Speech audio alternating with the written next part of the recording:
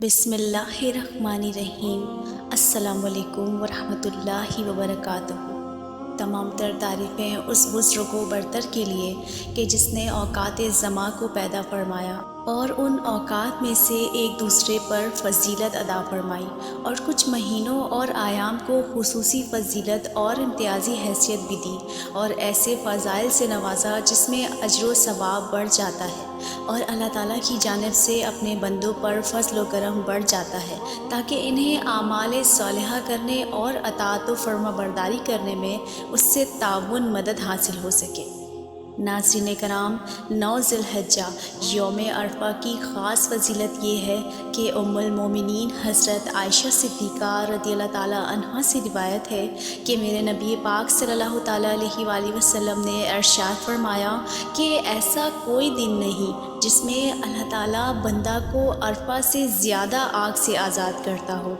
यानी इस अरफ़ा के दिन अराफ़ात में अल्लाह ताला साल के तमाम दिनों के मुकाबले में सबसे ज़्यादा बड़े और वसी पैमाने पर गुनहगार बंदों की मग़फ़िरत और जहन्नम से आज़ादी का परवाना अता फ़रमाता है और बिलाशुबा इस दिन अपनी रहमत व मग़फ़िरत के साथ बंदों के करीब होता है। फिर फ़रिश्तों के सामने हज करने वालों पर फ़ख्र करता है और फरमाता है कि ये लोग क्या चाहते हैं, ये जो कुछ भी चाहते हैं मैं इन्हें दूँगा। नाज़रीन कराम, 9 ज़िलहज्जा अराफ़ात शरीफ की रवानगी से कबल नमाज़ फ़जर वक्त पर अदा करें। लब्बैक और ज़िक्र व दुआ में मशगूल रहिए यहाँ तक कि सूरज तुलू होने के बाद मस्जिद खैफ शरीफ के सामने वाक़िया कोहे सबीर पर चमके। अराफ़ात की जानिब तशरीफ़ ले चलिए और रास्ते भर लब्बैक और ज़िक्र व दरूद की कसरत रखिए। दिल को ख़याल गैर से पाक करने की कोशिश कीजिए। अगर वसवसे आए तो उनसे भी लड़ाई मत बांधिए कि यूँ भी शैतान की कामयाबी है कि उसने आपको किसी और काम में लगा दिया। नाज़रीन कराम, अरफ़ा एक मख़सूस जगह का नाम है और अरफ़ात उसकी जमा है। ये मक्का मुकर्रमा से तकरीबन 25 किलोमीटर और मिना से तकरीबन 6 मील के फासले पर है। ये एक वसी व अरीज़ मैदान है जो अपने अतराफ़ से पहाड़ियों से घिरा हुआ है।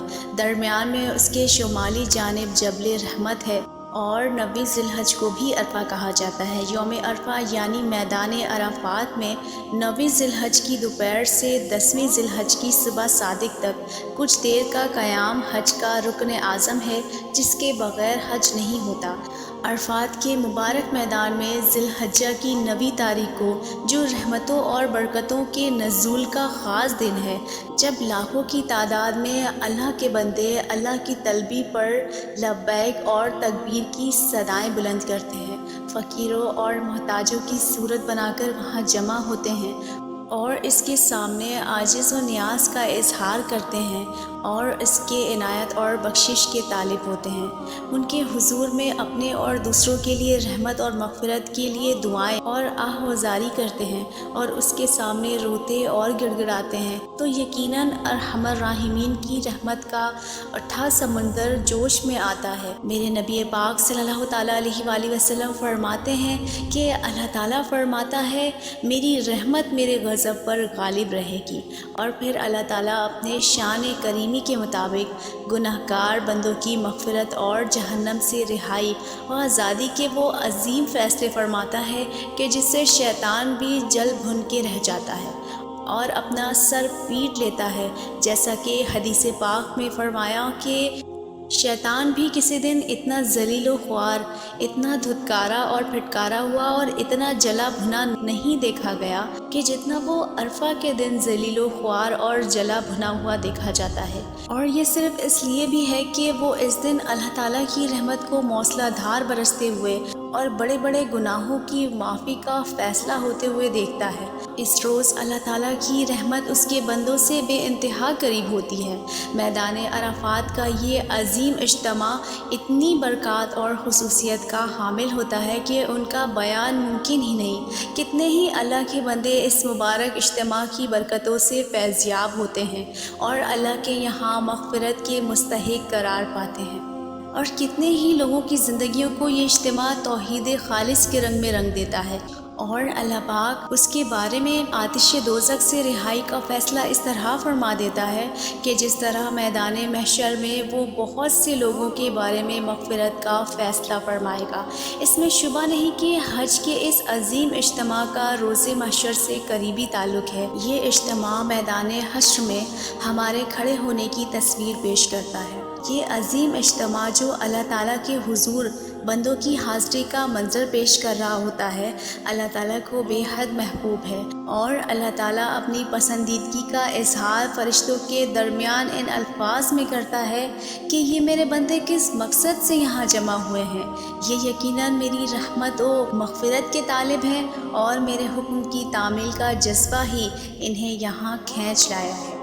ناظرین کرام، راہ عرفات کی مقبول دعا یہ ہے کہ اے اللہ میری اس صبح کو تمام صبحوں سے اچھی بنا دے، اور اپنی خوشنودی سے قریب کر، اور اپنی ناخوشی سے دور کر۔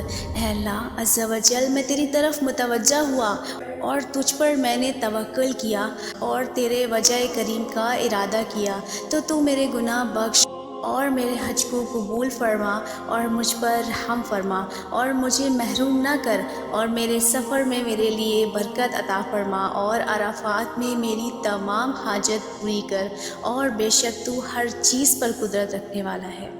ناظرین کرام، دوپہر کے وقت دوران وقوف موقف ہے، مندرجہ ذیل کلمہ توحید، سورہ اخلاص اور پھر اس کے بعد دیا ہوا درود شریف 100 بار پڑھنے والے کی باحکم حدیث بخشش کر دی جاتی ہے۔ نیز اگر وہ تمام عرفات شریف والوں کی سفارش کر دے تو وہ بھی قبول کر لی جاتی ہے۔ یہ کلمہ توحید 100 مرتبہ اس طرح سے پڑھیں کہ اللہ تعالیٰ کے سوا کوئی معبود نہیں، وہ اکیلا ہے، اس کا کوئی شریک نہیں، اسی کے لیے ملک ہے، تمام خوبیاں اسی کے لیے ہیں، وہی زندہ کرتا ہے اور مارتا ہے، اور وہ ہر شے پر قدرت رکھنے والا ہے۔ سورہ اخلاص 100 مرتبہ، درود پاک 100 مرتبہ پڑھیے، اور یہ دعا پڑھیں: اے اللہ عز و جل، ہمارے نبیوں کے سردار حضرت محمد مصطفیٰ صلی اللہ تعالیٰ علیہ وآلہ وسلم پر درود بھیج، جس طرح تو نے درود بھیجے ہمارے سردار حضرت ابراہیم علیہ السلام پر، اور ہمارے سردار حضرت ابراہیم علیہ السلام کی آل پر۔ بے شک تو تعریف کیا گیا بزرگ ہے، اور ہم پر بھی ان کے ساتھ۔ اللہ اکبر وللہ الحمد 3 بار، پھر کلمہ توحید 1 بار، اور اس کے بعد یہ 3 بار دعا پڑھیں: اے اللہ مجھ کو ہدایت کے ساتھ رہنمائی کر، اور پاک کر، اور پرہیزگاری کے ساتھ گناہ سے محفوظ رکھ، اور دنیا اور آخرت میں میری مغفرت فرما۔ اس کے بعد یہ دعا پڑھیں: اے اللہ عز و جل، اس حج کو مبرور کر اور گناہ بخش دے۔ الہی تیرے لیے حمد ہے جیسی ہم کہتے ہیں، اور اس سے بہتر جس کو ہم کہیں۔ اے اللہ عز و جل، میری نماز و عبادات اور میرا جینا اور مرنا تیرے ہی لیے ہے، اور تیری ہی طرف میری واپسی ہے۔ اے پروردگار، تو ہی میرا وارث ہے۔ اے اللہ میں تیری پناہ مانگتا ہوں عذاب قبر اور سینے کے وسوسوں اور پریشانی سے۔ الہی میں تجھ سے سوال کرتا ہوں اس چیز کی خیر کا جس کو ہوا لاتی ہے۔ الہی ہدایت کی اس طرف ہم کو رہنمائی کر، اور تقویٰ سے ہم کو زینت عنایت کر، اور آخرت میں اس دنیا میں ہم کو بخش دے۔ الہی میں رزق پاکیزہ اور بابرکت کا تجھ سے سوال کرتا ہوں۔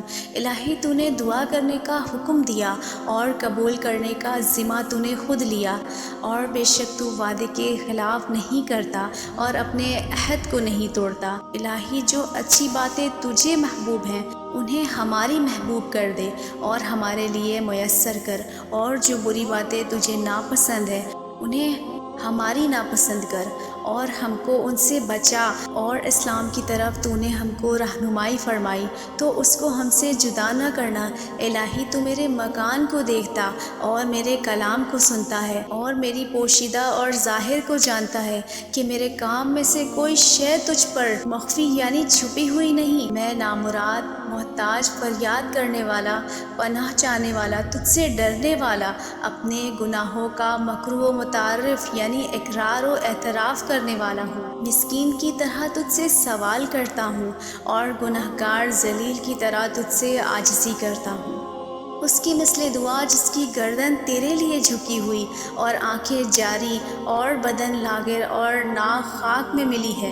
اے اللہ عز و جل، تو اپنی ہدایت سے مجھے محروم نہ کر اور مجھ پر بہت مہربان ہو جا، اے بہت بہتر سوال کیے گئے اور بہتر دینے والے۔ مولا کائنات حضرت علی مرتضیٰ کرم اللہ وجہہ سے روایت ہے کہ میرے نبی پاک صلی اللہ تعالیٰ علیہ وآلہ وسلم فرماتے ہیں، میری اور انبیاء کی دعا عرفہ کے دن یہ ہے کہ اللہ کے سوا کوئی عبادت کے لائق نہیں، وہ یکتا ہے، اس کا کوئی شریک نہیں، اسی کے لیے ملک ہے، اسی کے لیے سب خوبیاں ہیں، وہ زندہ ہے، اسے کبھی موت نہیں آئے گی اور وہ ہر چیز پر قدرت رکھنے والا ہے۔